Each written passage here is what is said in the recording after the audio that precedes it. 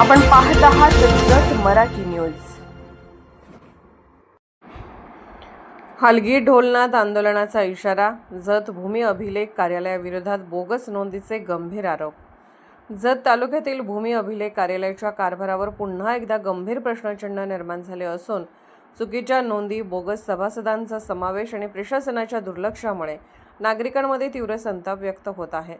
या पार्श्वभूमीवर अर्जदारांनी थेट हलगी ढोलनाद आंदोलनाचा इशारा देत प्रशासनाला धडक इशारा दिला आहे। विठ्ठलनगर निगडी रोड येथील अर्जदार नवनाथ सोपान पवार यांनी दिनांक 30 मार्च 2026 रोजी जिल्हा अधीक्षक भूमी अभिलेख सांगली तसेच उप अधीक्षक भूमी अभिलेख जत यांच्याकडे सविस्तर तक्रार अर्ज केला आहे। या अर्जात the Venkatesh backward class cooperative housing सोसायटीच्या नोंदी मनमानी पद्धतीने व चुकीच्या प्रकारे करण्यात आल्याचा आरोप करण्यात आला आहे। तक्रारीनुसार सोसायटीतील मूळ व जुन्या सभासदांची नावे जाणीवपूर्वक वगळून त्यांच्या जागी बोगस सभासदांची नोंद करण्यात आली आहे। यामध्ये बजरंग पवार, शंकर नागू पवार आणि नागू हनुमंत गाडीवडर यांसारख्या जुन्या सदस्यांना अन्यायकारकरित्या वगळण्यात आल्याचा आरोप करण्यात आला आहे।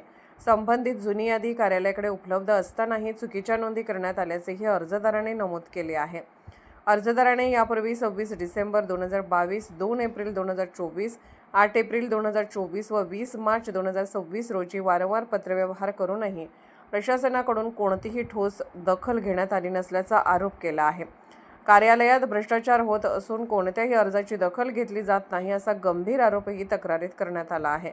दरम्यान याच प्रकरणाशी संबंधित आणखी एक तक्रार युवराज शंकर कैकाडी यांनी दाखल केली आहे। त्यांच्या म्हणण्यानुसार त्यांच्या मालकीचा मूळ प्लॉट क्रमांक 1627 असताना नोंदीमध्ये चुकीने 1626 असा दाखवण्यात आला आहे। तसेच त्याच प्लॉट क्रमांकाची नोंद त्याच्या भावाच्या नावावरही करण्यात आल्याने भविष्यात मालकी हक्कावरून वाद निर्माण होण्याची शक्यता व्यक्त करण्यात आली आहे। त्यामुळे मूळ कागदपत्रांच्या आधारे नोंदी तातडीने दुरुस्त करण्याची मागणी करण्यात आली आहे। या सर्व घडामोडींमुळे संतप्त झालेल्या अर्जदारांनी प्रशासनाला स्पष्ट इशारा दिला असून येत्या 6 एप्रिल 2026 पर्यंत चुकीच्या नोंदी रद्द न केल्यास उप अधीक्षक भूमी अभिलेख कार्यालयासमोर हलगी ढोलनाद आंदोलन छेडण्यात येणार असल्याचे जाहीर करण्यात आले आहे। यासोबतच पुणे विभागीय आयुक्त, सांगली जिल्हाधिकारी, प्रांताधिकारी जत, तहसीलदार जत व पोलीस निरीक्षक जत यांच्याकडेही या प्रकरणी दाद मागण्यात येणार असल्याचे अर्जात नमूद करण्यात आले आहे।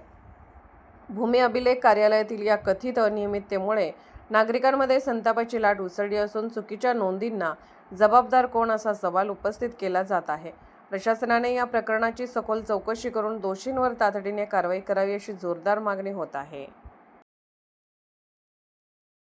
जत मराठी न्यूज चॅनलला लाईक करा, शेअर करा आणि सबस्क्राईब करा।